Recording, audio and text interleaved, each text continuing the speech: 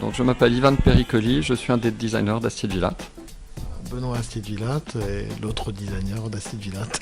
Aujourd'hui on inaugure un espace dans la belle boutique Gali, donc il y a un espace qui est dédié principalement pour les céramiques, mais enfin vous voyez il y a aussi d'autres choses, il y a des encens, des liquides vaisselle, des carnets, un guide de Paris, voilà, donc aujourd'hui on vient présenter tout ça. Ils sont venus nous trouver en nous disant qu'ils aimaient bien notre univers. Donc on a réalisé qu'en fait, c'était peut-être le match parfait. On avait une amie commune qui avait décidé qu'on devait se rencontrer, qu'on était destinés à être amis. Et donc elle a tout fait pour qu'on se rencontre. Et la première fois qu'on s'est rencontrés, on n'a pas du tout accroché. On ne comprenait pas pour. Et puis à force, on a fini par sympathiser. Voilà. Ivan est d'origine italienne et a grandi un peu à Paris. Et moi je suis d'origine française. Je suis né à Rome et j'ai un lien un peu particulier avec l'Italie. Donc on a un peu ce lien croisé. Ouais. Vous pensez que c'est le destin ? C'est le destin, sûrement.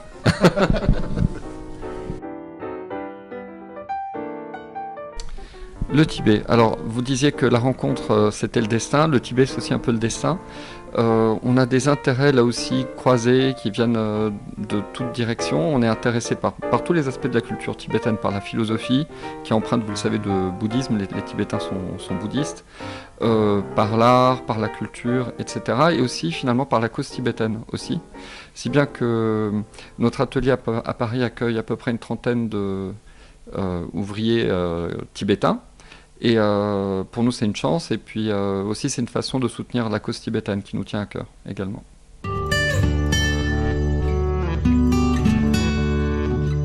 On a découvert la terre, enfin ce métier, à l'école avec la terre qui était disponible et qu'on a gardée, qui est cette terre noire. C'est fondamental d'être au plus près de l'outil de production, comprendre comment ça marche. Mais bon, cela dit, même si on met moins la main à la pâte qu'on pourrait, nos bureaux sont dans l'atelier, on est dans l'atelier tous les jours.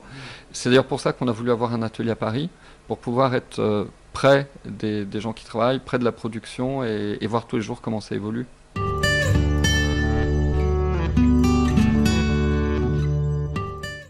Ça, c'est une bonne question parce qu'il y a beaucoup d'artistes, de grands artistes qui se sont considérés comme artisans.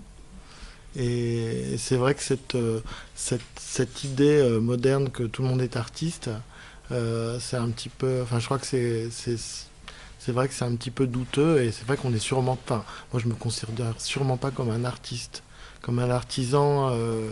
L'artisan, il fabrique quand même avec ses mains. Donc, disons, comme un artiste en devenir.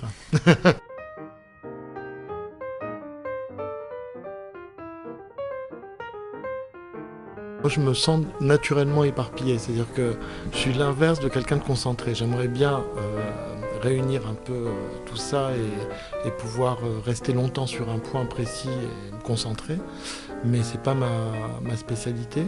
Par contre, c'est vrai qu'on fait beaucoup de choses et je pense que pour moi l'explication c'est qu'on a une boutique qu'on aime beaucoup à Paris, enfin maintenant deux, et pour nous c'est comme deux petits théâtres dans lequel on peut mettre en scène des tas de choses, et notamment des produits. Et on ne se pose pas du tout la question de savoir si on fait de la céramique. Bien sûr, on en fait puisqu'on a un atelier de céramique. Mais la vraie question, c'est qu'on se pose quand un peu le matin, ou quelquefois le soir, c'est de se dire qu'est-ce qu'on va mettre dans le magasin, qu'est-ce qui va être rigolo, qu'est-ce qui va être joli. Parce qu'il y a un risque dans l'éparpillement, c'est qu'à la fin on perd de vue ce qu'on sait faire. Et voilà. Mais le problème, c'est ça, on est intéressé par mille et une choses. On n'a jamais eu l'idée de se limiter dans un champ et de faire que de la poterie ou que des meubles ou que de l'imprimerie. Vous voyez, on aime bien ce côté exploration, apprendre. Voilà. Moi, ça change tout le temps. C'est-à-dire, en fait, c'est vrai que c'est assez rapide. C'est-à-dire, tout d'un coup, on fait quelque chose, par exemple, comme le guide, forcément, c'est nouveau, on va beaucoup l'aimer, on l'a fait avec soin. Et puis ça peut bouger. Mais il y a une chose qui reste un petit peu, une chose que j'aime beaucoup, c'est le carnet cube. Moi, les mugs qu'on a fait avec John Derian, avec des motifs, là je sais pas, j'ai l'impression que c'est aujourd'hui, c'est ça ma pièce préférée quand je vois les mugs avec le trèfle, le cœur, les coccinelles. Je trouve ça très joli. On n'est pas d'accord, et ben les choses ne se font pas, en gros. C'est comme ça. Donc, chaque fois qu'on fait quelque chose, enfin, il y a des exceptions, bien entendu. Peut-être on n'a pas une personnalité qu'on veut à tout prix mettre en avant, on aime bien faire avec les autres aussi. Mais d'ailleurs, ça, c'était une expérience collégiale, collective, où les idées de chacun fusent. Dans les collaborations jusqu'à présent, c'est que c'est vraiment des rencontres. Donc les collaborations, c'est aussi beaucoup ça. C'est-à-dire le plaisir de voir les gens qu'on aime bien et de travailler ensemble.